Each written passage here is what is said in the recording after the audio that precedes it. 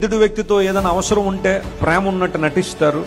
అవసరం తీరిపోయిన తర్వాత ఎంతవరకైనా తెగిస్తారు వారిని బాధ పెట్టడానికి. స్వార్థము, సంకుచిత స్వభావం పెరిగిపోతున్న ప్రపంచంలో మనం ఉన్నాం. ఒక చిన్న నింద నీ మీద పడగానే, ఒక చిన్న ఒంటరితనం గుండా నువ్వు వెళ్లాల్సి వచ్చినప్పుడు, లేదా ప్రజలు నేను రిజెక్ట్ చేసినప్పుడు, నీకు క్యాలిబర్ని, నీ ఓల్త్ని తక్కువ చేసి మాట్లాడినప్పుడు ఎందుకు కృంగిపోతున్నావు? మనుషులు కాదు కదా నీకు విలువనిచ్చేది. ఈరోజు మనుషులు దండలేసి రేపు నిందలేస్తారు. అదేమన్నా ఆశ్చర్యపడే విషయమా? ఈరోజు నిన్ను బాగా పొగిడిన వాడే, ఏదో అవసరం ఉందని నిన్ను పొగిడిన వాడే రేపొద్దు నిన్ను నడి రోడ్డు మీద తీసుకొచ్చి అవమానించే పరిస్థితులు రావా? వస్తాయి. మనుషుల ఒపీనియన్స్ మీద, వాళ్ళ యొక్క వ్యాలిడేషన్స్ మీద ఎందుకు నీ జీవితాన్ని కట్టుకుంటున్నావు? Trust God.